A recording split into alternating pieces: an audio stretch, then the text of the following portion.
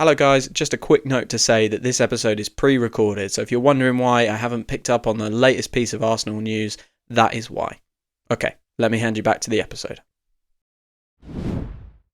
This is the final episode of our 24-25 season review mini-series, and in this episode I am looking back and giving out the end of season awards for the Arsenal players.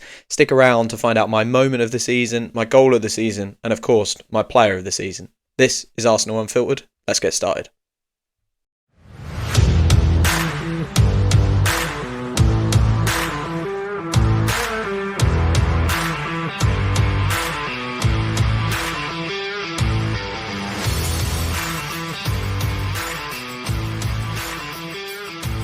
Yes, hello and welcome back to another episode of Arsenal Unfiltered, your 3 times a week dose of Arsenal coverage with me, your host Mark. Wherever you are in the world, I hope you are well.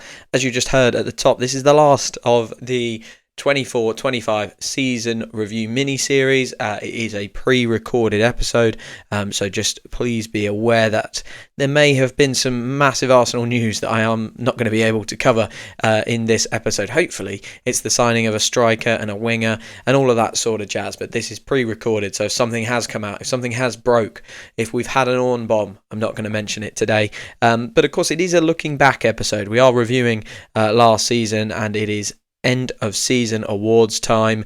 All very exciting. I'm sure that this will spark lots of debate amongst you guys as listeners, and if it does spark debate, if you disagree or agree with anything I say, please get in touch on Blue Sky or comment below the podcast episode wherever you get your podcasts from.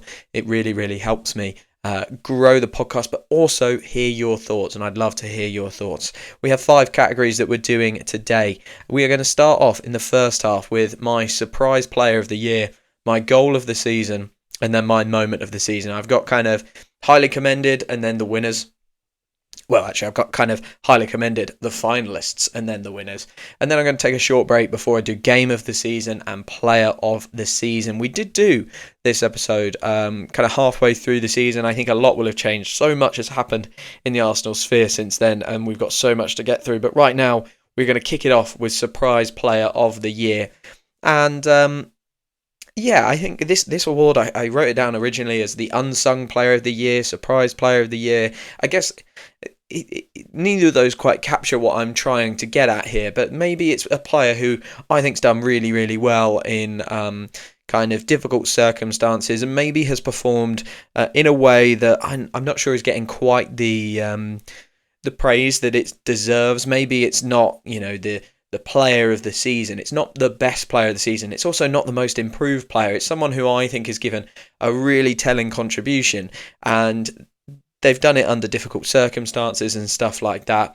So I'm going to start with my highly commended. I'm going to start with, of course, Jakub Kiwior. Jakub Kiwior was the name I first wrote down for this award to win it. I have changed it since, of course, but Jakub Kiwior really highly commended.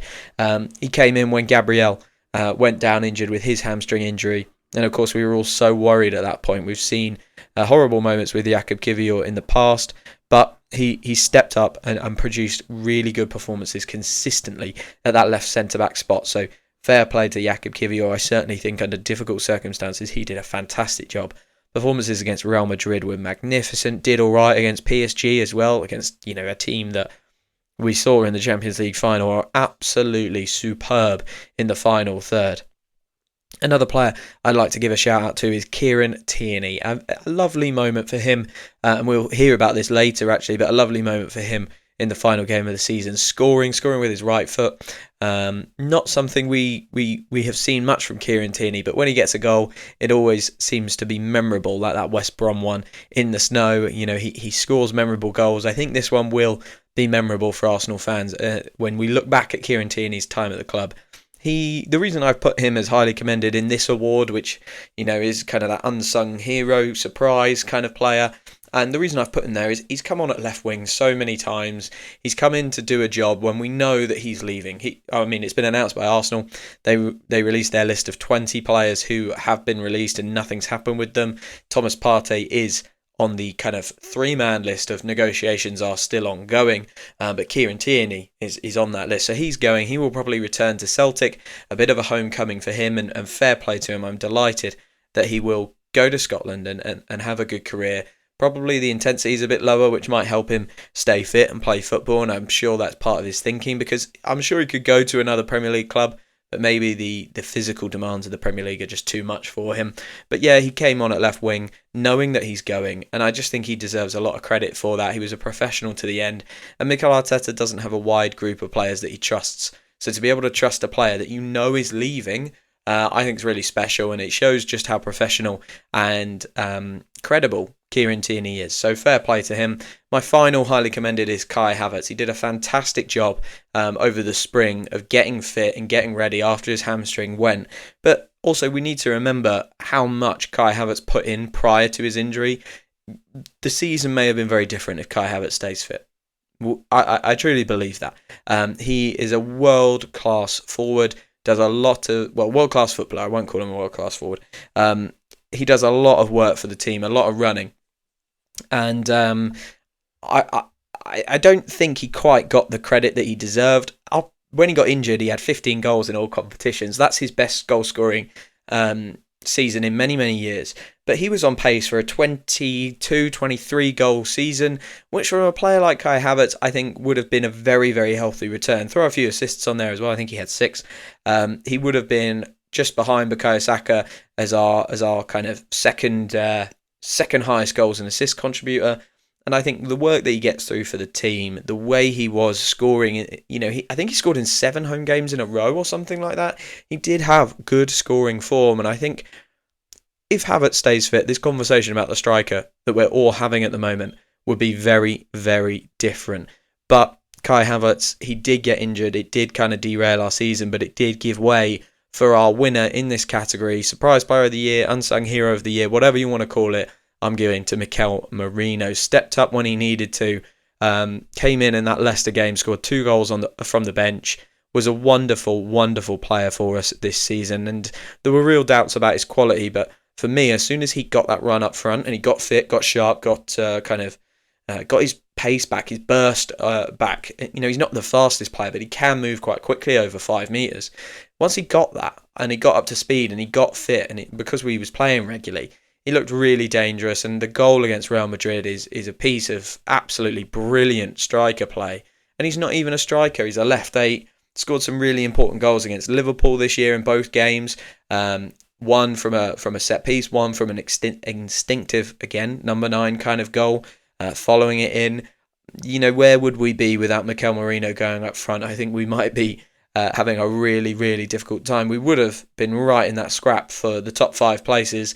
And I don't think we see ourselves in the Champions League semi-final competing as well. So Mikel Merino, fair play to you. You win my Surprise Player of the Year. I'm going to go to Goal of the Season before I do Moment of the Season. There's some great ones in this. I've given highly commended to Ethan Nwaneri versus Manchester City in the 5-1. It was a wonderful goal, switch from Declan Rice, and it just became his trademark finish, wasn't it? At 17, 18 years old, you shouldn't really have a trademark finish, but he already has one, and he does it so well. And I thought that one was the pick of the bunch across his 9 goals this season, not just because it was an exceptional finish from a technical point of view, but because of the occasion, because of the gloss that it put on that result, and really made it feel very special. I was at that game, and it was a wonderful, wonderful goal. I've also put in the highly commended Rice versus Newcastle, because I think that's a really good strike, and it's present in my mind. So maybe there's a bit of recency bias, but actually Declan Rice has made that kind of finish quite regular now. It's quite regular, and he's doing a really, really good job of adding goals and assists from centre midfield. I think it's 19 in the end that he got to. He had a really, really good second half of the season.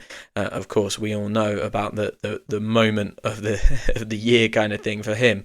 Yeah, it was 9 goals, 10 assists from midfield for him. So up on last year's 7 and 9, and it's definitely his best of his whole career thus far. I think that was a really good goal.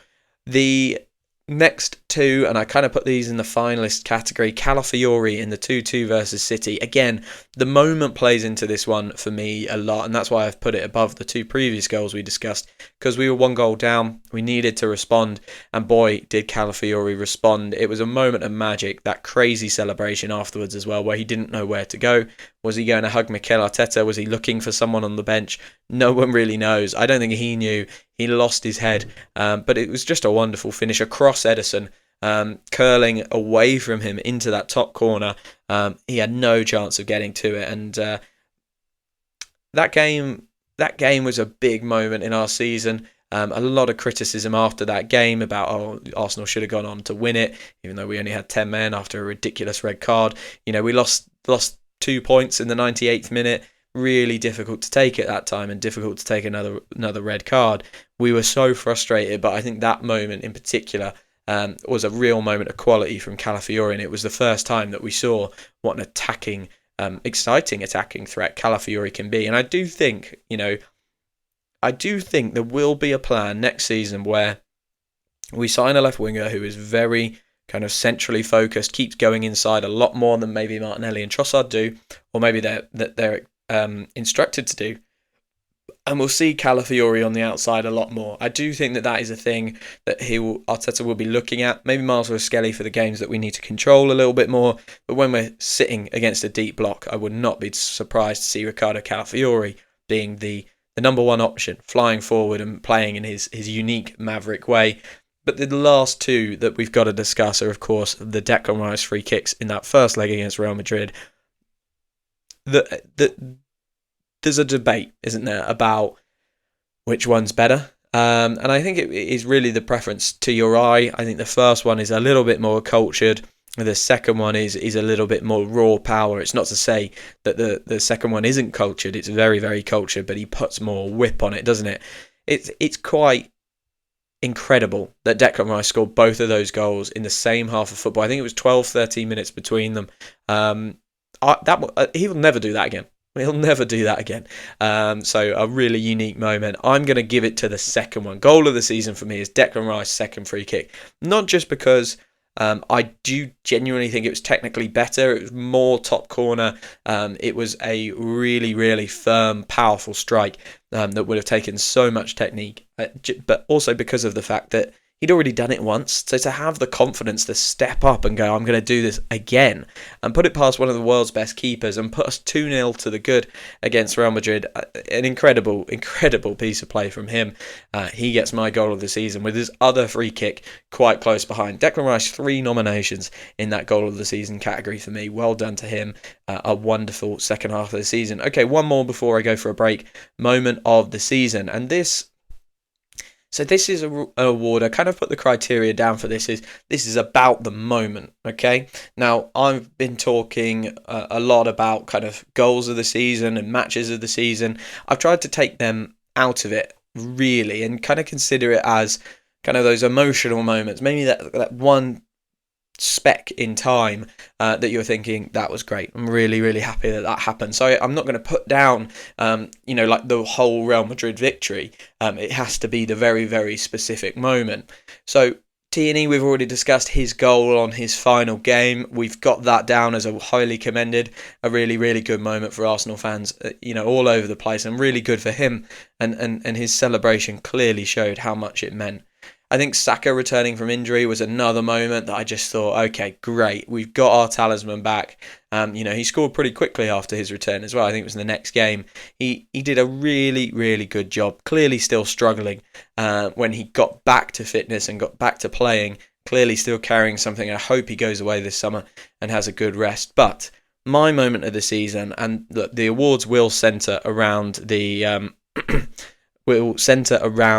men's team. They absolutely will, because I've watched more of the men's team. I'm hoping to bring you more coverage of the women's team next year. But I sat down and watched a few women's teams games, and when I did sit down and watch the women's teams game, I was always really, really impressed. Started to connect with them more, and then when they won the Women's Champions League final, I was blown away by that moment. It was an incredible moment for the team. You could see how much it meant to all of the Arsenal players, all the Arsenal staff, and the really incredible thing about that I think is they were such rank outsiders. Like, they should not have gone and won that game.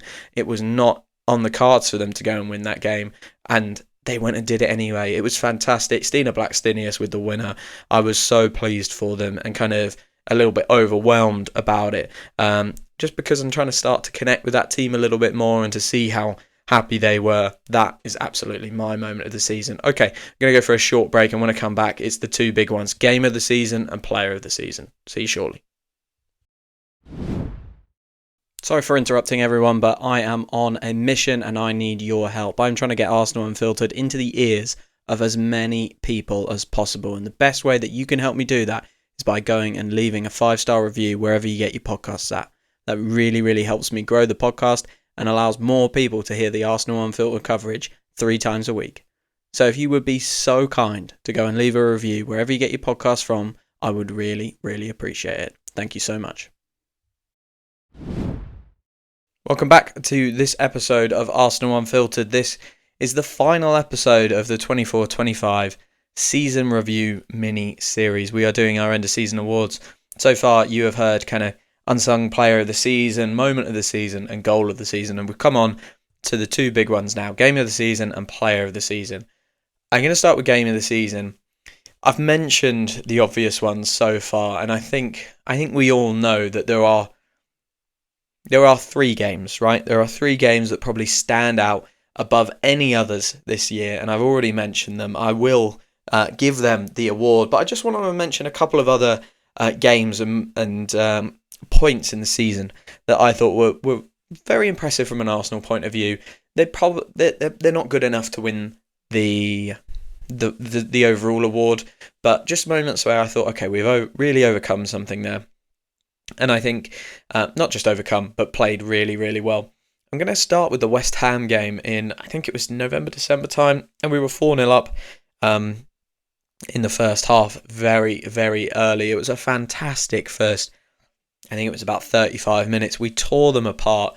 We then conceded 2 absolute wonder goals scored by West Ham. I mean, that Emerson free kick was one of the goals of the season. And then obviously we scored a penalty to make it 5-2. It was a really, really impressive game from an Arsenal point of view. And I remember when it went, I think 4-2, Gary Neville saying, "Oh my word, could it? Couldn't be a comeback." But it wasn't from an Arsenal point of view. And I just wanted to mention that game because I think any game where you score 5 is very important, very impressive, especially against the Premier League side. We did the same to Crystal Palace a few weeks later. Another team we scored 5 against was Sporting CP, and this was a wonderful game. There was a lot of talk about Victor Gyökeres, and there was a lot of talk about this Amorim system, and this was just after he'd gone to Manchester United. A lot of hype, a lot of excitement about, Sporting are doing so well. They've got this unbelievable striker. Can they cause Arsenal an issue? And Arsenal pitched up and took them apart. It was some of the best football we've played all year, in my opinion. Probably some of the best attacking football, I should say, that we've seen in a long time from Arsenal. We were fluid, we were free-flowing, and interestingly, we had all of our players at that point. It does help. Kai Havertz and Bukayo Saka were tearing that game up, and they did a fantastic job. And then, of course, there was the 7-1 against PSV. We weren't exactly expecting a really difficult challenge, I think, against PSV. That any team that you meet in a knockout stage of a Champions League, I think you expect a little bit more. PSV were really not there, but Arsenal took them to the abattoir, really. It was a bloodbath. And there was some fantastic goals. Martin Odegaard starred in that game. The Calafiori goal is the one that sticks out for me. His run, the Martin Odegaard pass and the little right-footed finish past the keeper. That was the 7th goal. A really, really impressive game. I think there's a couple of games this season where we've seen us hit our top level and turn teams over. We just haven't been able to hit that top level enough because of injuries and because of absentees and stuff like that. We won't rehash that right now, but there were just some games that I thought were very, very impressive. And look, Sporting, West Ham, they all came in a period. We'd just beaten Nottingham Forest 3-0. That was the bit where I did think, okay, we can start to build some momentum, and then our players just started dropping like flies. But in that period, we had no worries about our goal scoring and our attacking. It was like we just got ready in that kind of December run. Gabriel Jesus started firing on all cylinders, and then it fell apart, unfortunately, when we lost Bukayo Saka, we lost Gabriel Jesus, and we lost Gabriel Martinelli and Kai Havertz in space of basically 2 months. You can't cope with that. You can't cope with that. But back to the games of the season. I've already mentioned them. City 5-1, Real Madrid 3-0, and Real Madrid 2-1. Now, I was at the City game, so for me personally, that was incredible. A real game of the season. It's probably my personal game of the season, but I'm going to give the actual game of the season to the second leg in the Bernabeu, and I think that's an odd choice, right? Because we only won that one 2-1. The first leg, we dished out a beating to Real Madrid 3-0, the Declan Rice free kicks, and City we put 5 past a rival who, God knows they deserved that, right? So, it's odd to pick the lower scoring one, but I think to go to the Bernabeu with all that talk about remontada, and then to miss a penalty as early as we did, we won't talk about it. It was terrible. It was not a good penalty. I get what he's trying to do, but don't do that then, Bukayo. Just put it in the roof of the net, please. To go through all of that, and actually Real Madrid nearly had a penalty of their own, didn't they?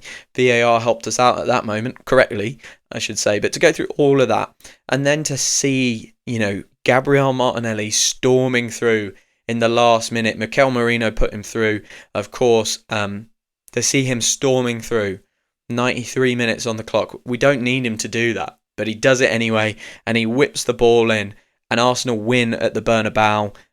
It was truly incredible for me. Obviously, we'd had the Saliba mistake after a brilliant Bukayo Saka goal, so it was very level pegging that game, and I just thought, we're not a super young team anymore, but we're still fairly young. We've still got some players who aren't exactly, fully grown men. I mean, Miles Lewis-Skelly, really, really young, isn't he? So I just thought to handle that occasion so well was so fantastic, and to deal with all that talk from big names like Kylian Mbappe and Jude Bellingham about, we're going to bring this back, we're going to turn it around, to deal with the atmosphere in the Bernabeu. And, Mikel Arteta, I think, deserves credit for preparing his team so well for that game. Let's go to the big one, player of the season. I'm going to give a big mention for Declan Rice, but say he can't win it. He had a really shaky start to the season. I think there's good reasons to that. I think he went really far in the Euros. He's played too much football over the last few years of his career. He needs a rest. He needs to sit down. That's what I'd love to see, but I don't think he's going to get it anytime soon. Same for Bukayo Saka. He started on electric form, but because of his injury, I just don't think you can give him player of the season. If you've listened to the previous episodes in this mini-series, you'll know that has been reflected in everyone's kind of report card grades. But I think those guys deserve special mention. Of course, other players that deserve special mention, Ethan Nwaneri and Miles Lewis-Skelly, not player of the year candidates for, the fact that they didn't play the full season. Ethan really dropped out of favour, but they got A's in my report card kind of episodes, and fully deserved in my opinion. They overperformed what I thought they would do. However, I have 3 finalists for player of the season. One of them has just been announced as third in the player of the year vote, like the official vote on Arsenal.com, and one of them was my vote. The player who is third is David Raya, not the player I voted for, but I will put him in the player of the season finalists. Absolutely superb season from David Raya. Double saves all over the place. Just an incredible goalkeeper who has done a really, really good job for us this year. Yes, the end of the season went a bit sour. His kicking didn't go so well. He had some moments, and I think he was at fault for potentially the goal in Real Madrid and maybe the goal against PSG, not directly, but he made some strange decisions in those moments. But he had a fantastic season. Another player who had a fantastic season was Gabriel Magalhaes. Again, he's been out injured for the end, so it's very difficult to give him the award. However, goals from set pieces, he had 5 in the end. I'll check that while I'm talking. A really, really monstrous defender for us this year. Scored the winner in the North London derby, of course. I think that's is it the second year running that he's done that? I'll have to double check that, but he has scored. Scored 5. It's his joint highest goal scoring season alongside the 21-22 season. He's been a monster in defence as well. He's the kind of player that celebrates a big tackle, and Arsenal love those kind of players. But there is only one player of the season for me. This fella got my vote in the Arsenal.com Player of the Season. I don't think he'll win it. I don't think that this is a popular public opinion. I don't think that this is an opinion that will stretch far across the fan base because of his position, because of, what he does on a pitch maybe. But for me, there's been one player who has been incredibly reliable in terms of availability. One player who's been incredibly reliable in terms of the job that he has to do, but then also going above and beyond to add bits to his game and playing different positions for us to support us throughout this season. And that man is Jurrien Timber for me. He is my player of the season. I think for me, it's a landslide victory because I remember watching him at the start of the season. He was at left back for a bit, wasn't he? Before we figured all of that out with Mars Lewis-Skelly. He was at left back working that side and he did a really good job. He then went to right back. Ben White went out and he had to play so many minutes.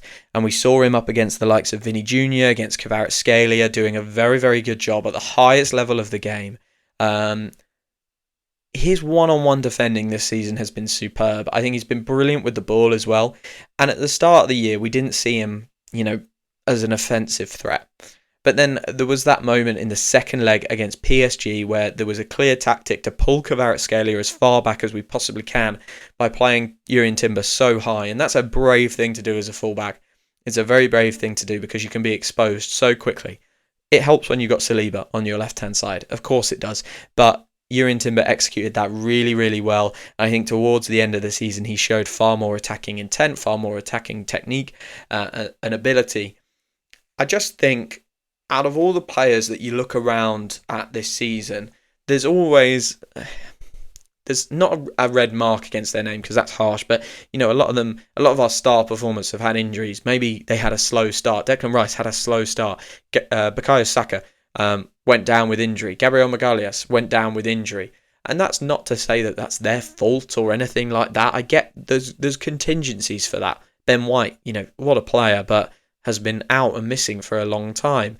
Saliba, brilliant kind of middle bit of this season, but had a mistake in him towards the end when he didn't have Gabriel there with him. There's just a ton of players like that who I think have had a really good season but have a mark against their name.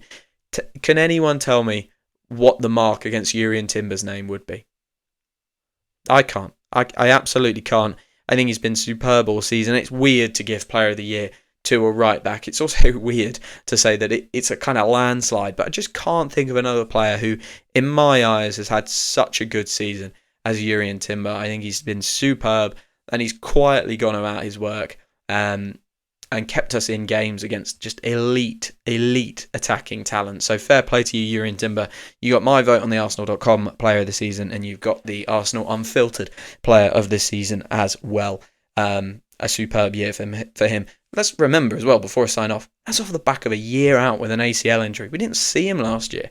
The plan was not for him to play this many minutes. It couldn't have been. So, an incredible physical effort as well. Okay, guys, that brings it to an end. The 24-25 season review mini-series. I hope you enjoyed that. I enjoyed doing that. It's always nice to look back. As I say, these episodes are pre-recorded, so apologies if I'm not quite covering the latest and greatest news around Arsenal. Hopefully, by the time you hear this, we've signed a Sesko or a Gyökeres or an attacker, a striker, anyone. Hopefully, the Zubimendi deal is done, and we can kind of look ahead to the rest of the window and figure out who might we get? What's the next move? As I'm sure Mikel Arteta and Andrea Berta will be doing as well. Like I said in the middle, guys, leave me a review wherever you get your podcast from. It really, really helps. I hope you are enjoying the content. We're going to keep bringing you episodes of Transfers Unfiltered whenever we can. Like I say, I'll be a bit challenged over the next few weeks, but I will keep that going throughout the summer. And then when we get some pre-season news, some pre-season friendlies as well, we'll cover those. We'll watch them. Really excited to watch them this year and go through them with you guys. For now, all that's left to say is thank you for following, thank you for listening, and I'll speak to you very, very soon.